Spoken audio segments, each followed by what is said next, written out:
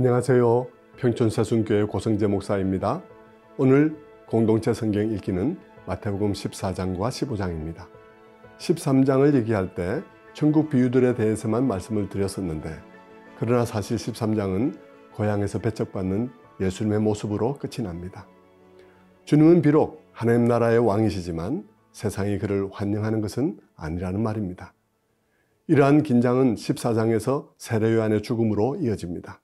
하나님 나라의 귀한 일꾼이었던 세례 요한 또한 어이없게도 왕의 연회에서 헤롯의 수양딸을 위한 소원풀이에 제물로 희생되고 맙니다. 14장의 주요 사건은 오병이어 이적입니다. 세례 요한이 죽었다는 소식에 한적한 곳으로 잠시 물러나신 주님은 걸어서 거기까지 찾아온 무리들을 불쌍히 여기시고 그들 중에 병자를 고쳐주십니다. 그리고 저물매 그들을 먹이셨는데 놀랍게도 물고기 2마리와 떡 5덩이로 5,000명이나 되는 사람들을 먹이셨습니다. 주님의 기적을 대할 때 우리는 단지 주님은 이런 것도 할 수 있다는 식으로 접근하지 않도록 조심해야 합니다. 그런 식으로 이해하면 모든 이적은 다 같은 의미가 되므로 다양한 이적을 행할 이유가 없을 것입니다. 사실 하나하나 이적에는 각기 다른 메시지가 담겨 있는데 그런 것에 유의하지 않고 단지 능력 사건으로만 이해하면 중요한 메시지들을 다 놓쳐버리게 되는 것입니다. 여기서도 오병이어의 이적은 물론 능력의 사건이지만 그러나 출애굽 당시 조상들이 광야에서 만나를 먹었던 것과 관계됩니다. 당시 이스라엘은 하나님이 공급해 주시는 만나와 메추라기를 먹었었는데 지금 광야에서는 예수님이 친히 떡과 물고기를 먹이시는 것입니다. 오신 그분이 그 옛날 광야에서 만나를 내려주시던 그분임을 암시합니다. 이어서 주님이 풍랑 위를 걸어오신 기록이 나옵니다. 이 이야기도 역시 우리 주님은 물 위에도 걸을 수 있어 라는 식으로 이야기하려는 것이 아닙니다. 여기에도 누군가를 향한 메시지가 담겨 있는데, 첫째는 주님은 바람과 파도도 복종하는 하나님의 아들이라는 것이고, 둘째는 주님의 말씀에 순종하여도 폭풍을 만날 수 있다는 것입니다. 그리고 셋째, 주님은 비록 멀리 계신 것 같아도 가까이 계시며 우리가 처해 있는 상황을 실시간으로 알고 계시고 개입하셔야 할 정확한 시간을 아신다는 것입니다. 이런 요소들은 훗날 주님의 승천 이후에 홀로 핍박과 환난의 어두운 시대를 항해해야 했던 초대교회 성도들에게는 아주 중요한 메시지가 됩니다. 예수님의 명성과 영향력이 점점 더 커지자 예루살렘 지도자들은 사태를 파악하기 위해 갈릴리로 사람을 파견합니다. 파견된 그들이 문제 삼는 것은 제자들이 먹기 전에 손을 씻지 않는다는 것이었습니다. 위생 문제를 말하는 것이 아니라 제의적인 문제, 즉 종교적인 의미에서 정결치 않다는 것입니다. 이런 규칙들은 사실 사람들에 의해 추가된 것인데 그들은 오히려 그것으로 하나님의 말씀을 어기고 있었습니다. 그들의 비난에 대해 예수님은 너희는 왜 전통을 가지고 오히려 하나님의 뜻을 거스르냐고 묻습니다. 무엇이든 하나님께 드림이 된 경우 달리 사용할 수 없다는 전통을 교묘하게 악용하여 부모 공양의 책임을 벗어던지는 모순을 지적한 것입니다. 주님은 그들이 마음은 하나님께로부터 멀면서도 말로는 그럴듯하게 하나님 얘기를 하고 있다고 비난하면서 사람을 더럽게 하는 것은 입으로 들어가는 것이 아니라 사람의 속에서 나오는 것이라고 말씀하십니다. 그 다음 사건은 우리를 매우 당혹스럽게 하는데요. 귀신 들린 딸을 치유해달라고 간청한 한 가나안 여인에게 주님은 자신은 이스라엘에 잃어버린 양 외에는 다른 데로 보냄받지 아니하였다고 하면서 자녀의 떡을 취하여 개들에게 던짐이 마땅치 아니하다 하고 너무나 냉정하게 대답하신 것입니다. 이 말을 들을 때 우리는 너무 충격적이어서 우리 주님이 이런 분이었나 하고 귀를 의심하게 됩니다. 그러나 이것은 사람의 속을 아시는 주님께서 그 여인 안에 있는 말할 수 없이 위대한 믿음을 제자들 앞에 드러나게 하기 위하여 짐짓하신 말씀이었습니다. 주여 올소이다마는 개들도 제 주인의 상에서 떨어지는 부스러기를 먹나이다. 이 이방 여인에게서 뿜어져 나오는 위대한 믿음은 하나님 나라가 이방인에게도 활짝 열려 있음을 보게 합니다. 이제 이런 점을 염두에 두고 14장과 15장을 읽어 나갑시다. 제14장. 그때 분봉왕 헤롯이 예수의 소문을 듣고 그 신하들에게 이르되, 이는 세례 요한이라. 그가 죽은 자 가운데서 살아났으니 그러므로 이런 능력이 그 속에서 역사하는도다. 전에 헤롯이 그 동생 빌립의 아내 헤로디아 일로 요한을 잡아 결박하여 옥에 가두었으니, 이는 요한이 헤롯에게 말하되 당신이 그 여자를 차지한 것이 옳지 않다 하였습니다. 헤롯이 요한을 죽이려 하되 무리가 그를 선지자로 여김으로 그들을 두려워하더니, 마침 헤롯의 생일이 되어 헤로디아의 딸이 연석 가운데서 춤을 추어 헤롯을 기쁘게 하니, 헤롯이 맹세로 그에게 무엇이든지 달라는 대로 주겠다고 약속하거늘 그가 제 어머니의 시킴을 듣고 세례 요한의 머리를 소반에 얹어 여기서 내게 주소서.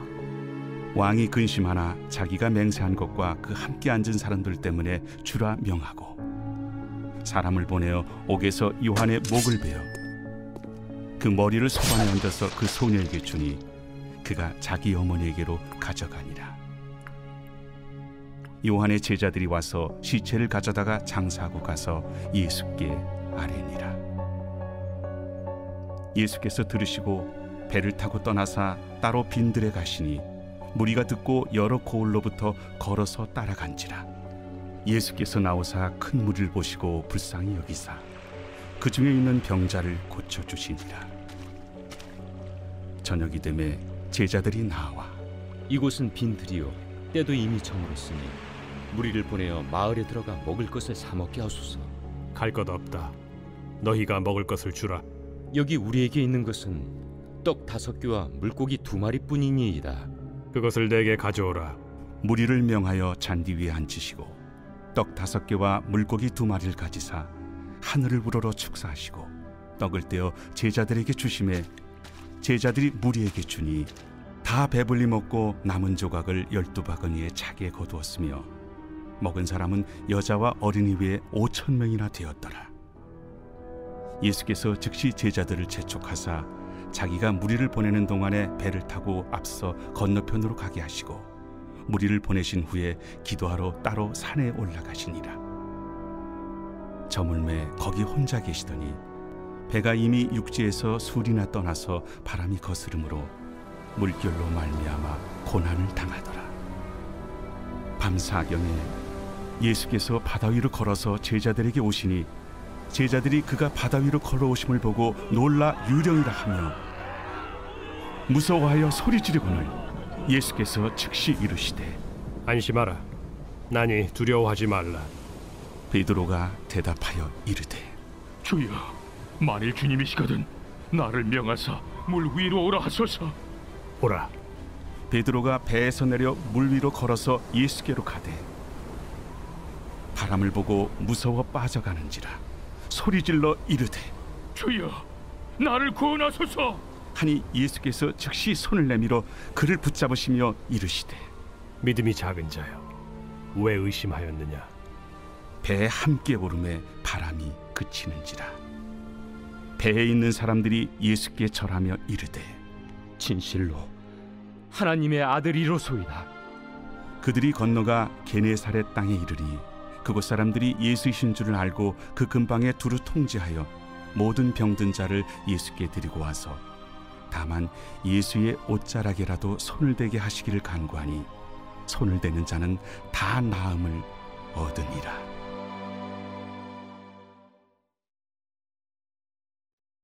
제15장. 그때에 바리새인과 서기관들이 예루살렘으로부터 예수께 나와 이르되 당신의 제자들이 어찌하여 장로들의 전통을 범하나이까? 떡 먹을 때 손을 씻지 아니하나이다. 너희는 어찌하여 너희의 전통으로 하나님의 계명을 범하느냐.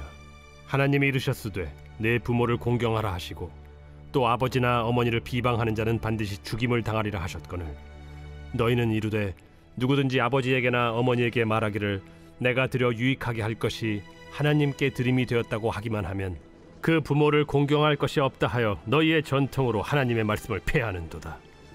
외식하는 자들아, 이사야가 너희에 관하여 잘 예언하였도다. 일러스되 이 백성이 입술로는 나를 공경하되 마음은 내게서 멀도다. 사람의 계명으로 교훈을 삼아 가르치니 나를 헛되이 경배하는도다 하였느니라. 무리를 불러 이르시되 듣고 깨달으라. 입으로 들어가는 것이 사람을 더럽게 하는 것이 아니라 입에서 나오는 그것이 사람을 더럽게 하는 것이니라. 이에 제자들이 나와 바리새인들이 이 말씀을 듣고 걸림이 된 줄 아시나이까? 심은 것마다 내 하늘 아버지께서 심으시지 않은 것은 뽑힐 것이니 그냥 두라. 그들은 맹인이 되어 맹인을 인도하는 자로다. 만일 맹인이 맹인을 인도하면 둘이 다 구덩이에 빠지리라. 베드로가 대답하여 이르되 이 비유를 우리에게 설명하여 주옵소서. 너희도 아직까지 깨달음이 없느냐? 입으로 들어가는 모든 것은 배로 들어가서 뒤로 내버려지는 줄 알지 못하느냐? 입에서 나오는 것들은 마음에서 나오나니 이것이야말로 사람을 더럽게 하느니라. 마음에서 나오는 것은 악한 생각과 살인과 간음과 음란과 도둑질과 거짓 증언과 비방이니 이런 것들이 사람을 더럽게 하는 것이요 씻지 않은 손으로 먹는 것은 사람을 더럽게 하지 못하느니라. 예수께서 거기서 나가사 두로와 시돈 지방으로 들어가시니 가나안 여자 하나가 그 지경에서 나와서 소리질러 이르되 주 다윗의 자손이여 나를 불쌍히 여기소서. 내 딸이 흉악하게 귀신 들렸나이다. 예수는 한 말씀도 대답하지 아니하시니 제자들이 와서 청하여 말하되 그 여자가 우리 뒤에서 소리를 지르오니 그를 보내소서. 나는 이스라엘 집에 잃어버린 양 외에는 다른 데로 보내심을 받지 아니하였노라. 여자가 와서 예수께 절하며 이르되 주여 저를 도우소서. 자녀의 떡을 취하여 개들에게 던짐이 마땅하지 아니하니라. 주여 올소이다마는 개들도 제 주인의 상에서 떨어지는 부스러기를 먹나이다. 여자여 내 믿음이 크도다. 내 소원대로 되리라.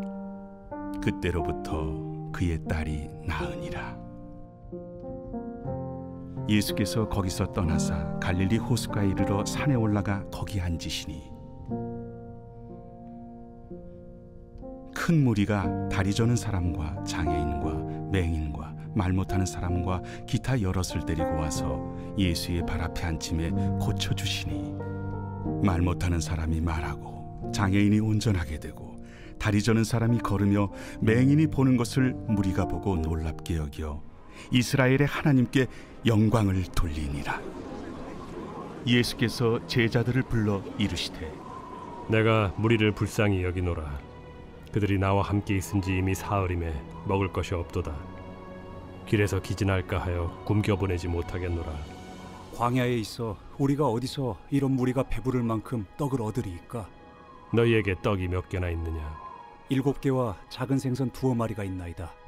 예수께서 무리에게 명하사 땅에 앉게 하시고 떡 7개와 그 생선을 가지사 축사하시고 떼어 제자들에게 주시니 제자들이 무리에게 주매 다 배불리 먹고 남은 조각을 7광주리에 차게 거두었으며 먹은 자는 여자와 어린이 외에 4,000명이었더라. 예수께서 무리를 흩어보내시고 배에 오르사 마가단 지경으로 가시니라.